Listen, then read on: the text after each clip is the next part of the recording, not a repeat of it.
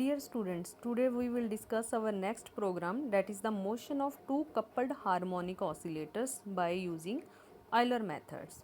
In our previous program we have already discussed about the harmonic oscillator. In that case we have studied the motion of only one oscillator. But if we want to know about the waves from the oscillators, we have to start coupling them together. So, but here we have taken only a finite number of oscillators. In our case, we have taken only two oscillators, because by using finite number of oscillators, wave properties such as resonance, normal modes can be easily understood. But for taking a large number of oscillators, it is very difficult for us to study the resonance and normal modes. But if we connected a large number of coupled oscillators, we will find that the motion is just like a waves. So in this oscillator we have considered, in this article we have considered two coupled oscillators, and we have considered mass of both of them is same, that is m, but spring constant different, that is k1 and k2. So let x1 be the displacement of the first mass from its equilibrium position, and x2 be the displacement of the second mass from its equilibrium positions. And by using Newton's law, we first want to know the force on x1 when it is moved from its equilibrium position, while at that time we will consider x2 be as fixed. So the force is that we have calculated on x1, that is equal to minus of k1 x1 and minus of k2 x1, and signs are signs, that is negative signs, they oppose the motion of mass. And now we will find the force on x2, that is if we move x2 by holding x1 as at fixed position. So if we consider x2 x1 as fixed, then force on 1 from moving 2, that is equal to kx2, and here sign is positive.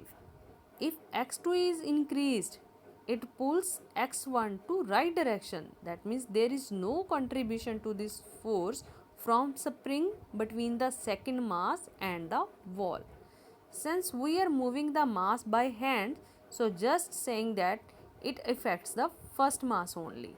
Therefore, force in our first part, that is equal to minus of k1 x1 minus of k2 x2, it can be written as and force on 1 from 2 is kx2. So total force on first mass is equal to sum of these two factors, minus of k1 x1 minus of k2 x1 and plus of k2 x2. And from here we can find the acceleration, because force is equal to mass into acceleration, so divide both sides by mass. Then acceleration on 1, a1 is equal to minus of k1 plus k2 into x plus k2 x2 divided by m. Similarly for a2, it will be minus of k1 plus k2 x2 plus k2 x1. And we can find the solution, that if two ways. First, if we can add them or we can subtract them. First we will add them. When we adding these two equations, mass is common, so m into x1 double dot plus x2 double dot means acceleration is equal to minus of k1 x1 plus x2. Some parts has been cancelled out, and we can also write it as my dot. If we consider y is equal to x1 plus x2, then m into y double dot is equal to minus of k1 into y. Or if we consider x1 plus x2 is equal to x3, then we can also write it as m of x3 double dot is equal to minus of k1 x3. And now second solution, if we taking a difference of these two.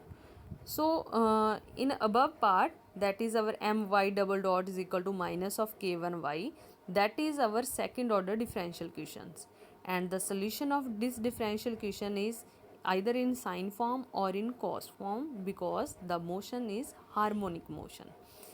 And so if we consider here our only cosine phase, then x1 plus x2, or we can say y is equal to as cos omega st plus phi s.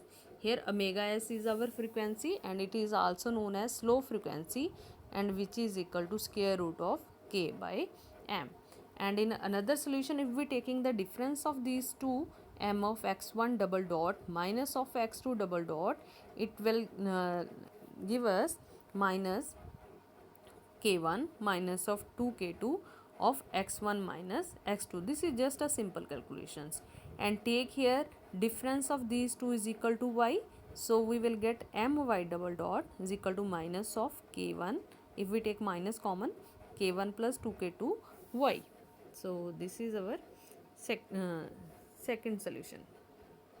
And similarly, as in our previous solution, we have mentioned x1 plus x2 is equal to x3, or here we can mention it as x1 minus x2 is equal to x4. This is again a second order differential equation, and its solution may be in form of sine and cosine, because this is a harmonic oscillator, or motion is harmonic in nature.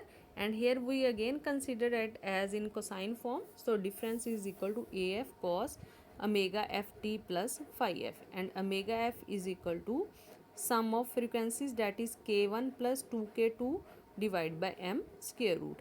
And here I have mentioned omega f. F is fast, because from above these two values we get omega f is greater than omega s. So omega f is fast frequency and omega s is a slow frequency. Thus, we have find two solutions of each which oscillate with fixed frequencies, and these are known as the normal modes for the system.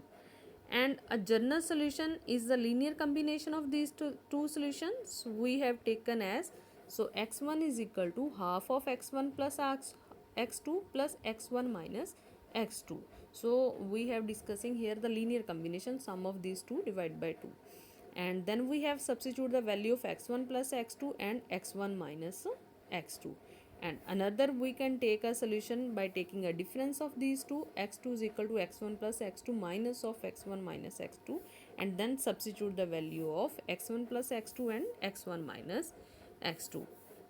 If we can excite the masses such that AF is equal to 0, then the mass will both oscillate at a frequency omega s, because if AF is equal to 0 in above equation, so then you will get only solution is our as cos omega st plus fs, then both will oscillate with the frequency omega s only. And if AF is equal to 0, that means x1 minus x2 part is equal to 0 and x1 is equal to x2. So that means both oscillate with same frequency, and this case is known as the symmetric oscillation mode.